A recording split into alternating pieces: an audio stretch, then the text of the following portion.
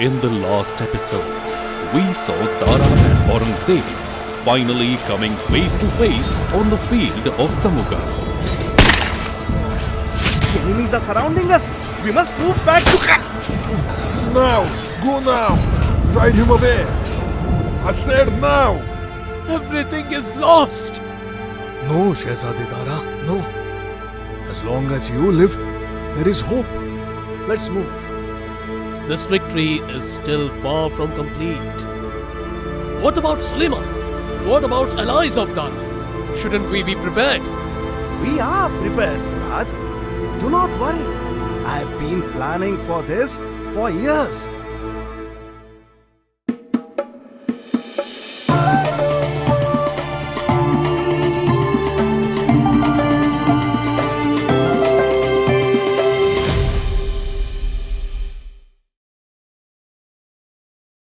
This is the final episode of the history of the Mughal princes and the turning point of the fate of the Indian subcontinent.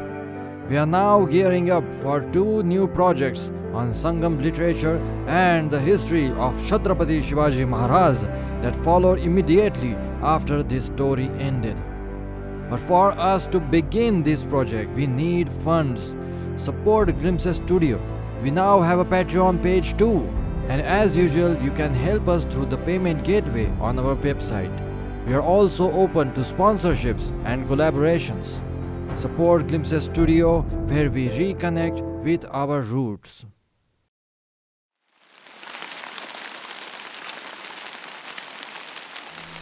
Dara was slowly accumulating treasure and soldiers, but at the same time, his strength was diminishing by desertions. As time passed, his men were losing hope and were being lured by Aurangzeb.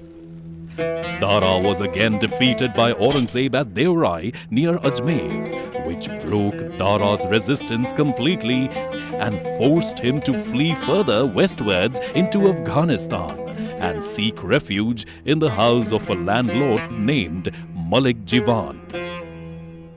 Shah Buland Iqbal Dara Shuko. You are welcome and safe here.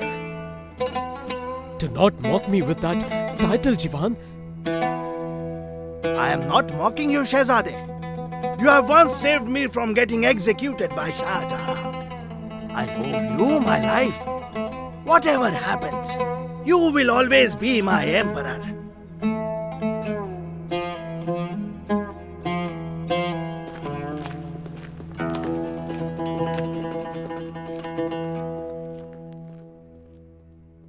Shuja had retreated to Bengal to regroup. He and Aurangzeb fought a few battles. In each of them, Shuja was defeated, depleted, and pushed further eastwards. Come on, Aurangzeb. Have just a little. No one can see us. And after all, we are now the emperors. Emperors of India!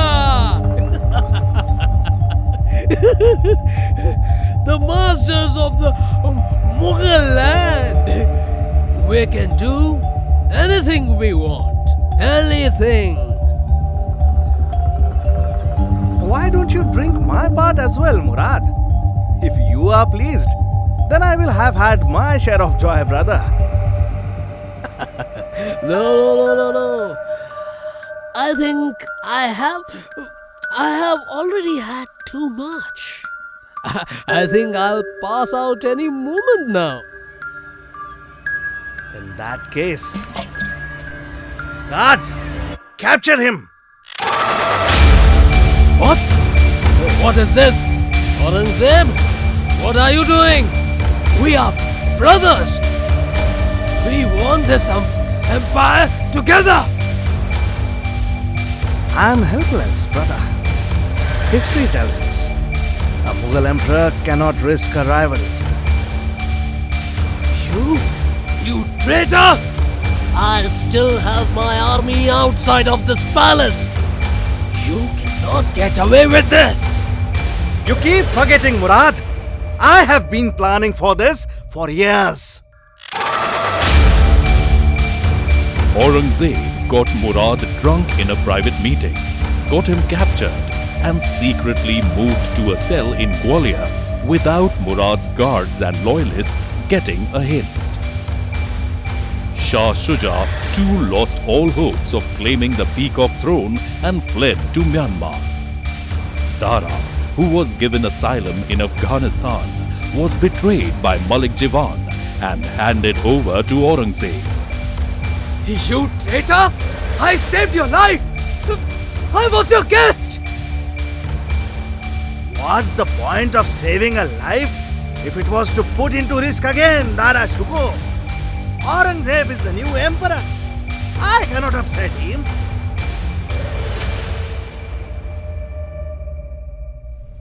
Aurangzeb declared himself the emperor of the whole Mughal realm and took the title of Alamgir, conqueror of the universe. I hope now the people of Delhi know that their former heir apparent is now nothing short of a beggar.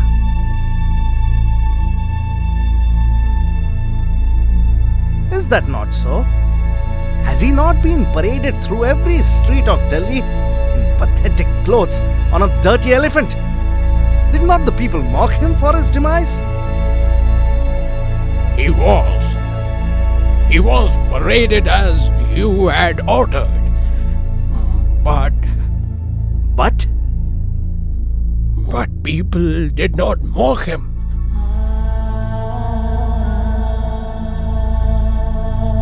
They were solemn and even mournful about the procession. Oh, Dara!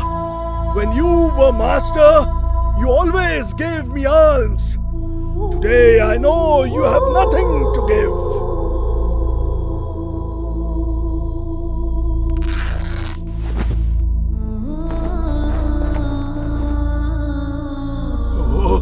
Oh, Dara!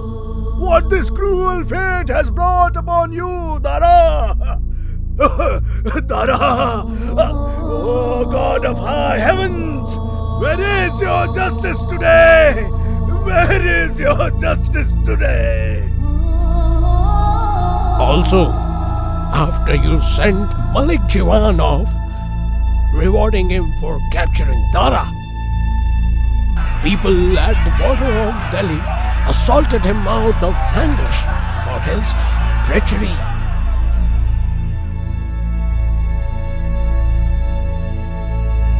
Pardon my insolence, Alamgir, but as long as Dara Shikoh lives, you cannot truly rule in peace.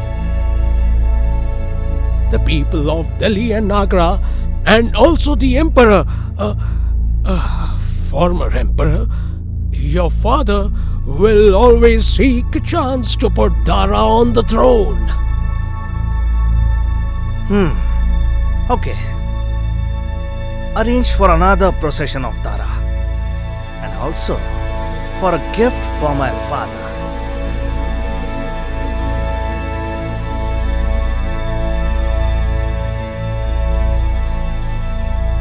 And yes, make sure my father is about to have his meal before you deliver this gift to him. Jahapana, here is a gift from your son Aurangzeb. He had sent it with utmost love.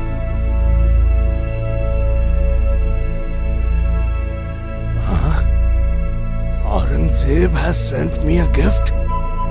Ya Allah! My son does have some affection left for me after all.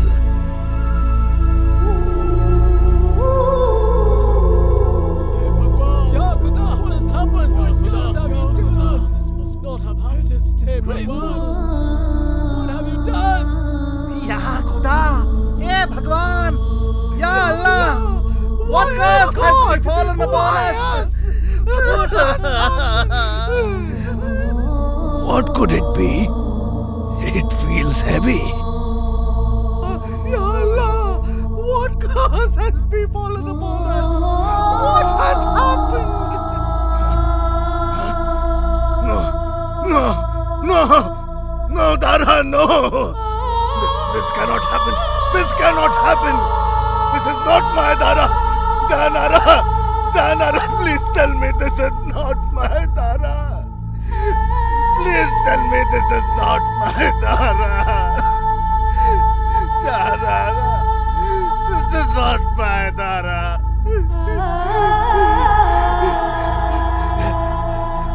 Curse you, Aurangzeb! Curse you! Curse you, Aurangzeb! Curse your rule that you have attained sinfully! Curse you, Aurangzeb! On August 30th, 1659, Dara Shikoh was beheaded on Aurangzeb's order. His head was gifted to Shah Jahan right before his lunch, and the rest of his body was paraded again through the streets of Delhi. Neither for the people of Delhi nor for Shah Jahan any hope remained.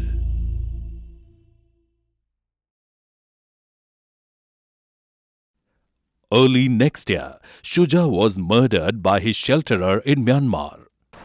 Murad was executed later the same year on the charge of murdering an official some years back. Now, utterly powerless, Shah Jahan lived on for 8 more years under the captivity of Agra Fort, with Jahanara serving him personally till his last breath. Aurangzeb was now the unopposed and only master of the whole of Mughal India. During Aurangzeb's long reign, the Mughal domain expanded to its largest extent ever. But his authoritarian policies and disregard for non-Muslim faiths led to bitter enmities with the Sikhs, Marathas and Rajputs, among many others, following the empire. Shortly after Aurangzeb's death, the Mughal Empire was reduced to a powerless state. As for Dara, Aurangzeb's chronicles, Alamgir Nama, tried to vilify him. Aurangzeb also attempted to scratch off Dara's memory from the manuscripts and paintings he commissioned. But after Aurangzeb, Dara's writings glorified his name. His works were widely translated, spreading Upanishad's fame in Europe and influencing the likes of Schopenhauer. In India too, they introduced the ancient text to Raja Ram Mohan Roy. Would India under Dara have seen an era of inter-religious scholarship? Or would his military inaptness have led to India's sooner colonization? Would Dara have brought a strong Hindu-Muslim unity, avoiding the later partition? Today, heated debates on such questions echo in the political forums. But none of these questions can be satisfactorily answered. The story of Aurangzeb and Dara Shikoh steered the history of the subcontinent in profoundly different directions. For better or worse, we cannot say. But for sure, its impact shall endure for a long time.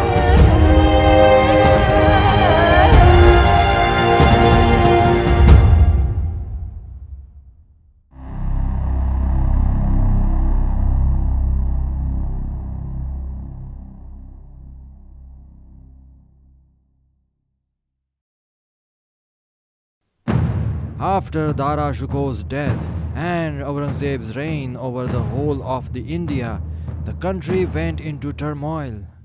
It was Chhatrapati Shivaji Maharaj who, starting from being a local zamindar, fought with the 3 most powerful sultanates of India, smaller but powerful European colonizers, and many other enemies to lay foundation of the Maratha Empire that would later bring the Mughals to their knees in their capital Delhi itself.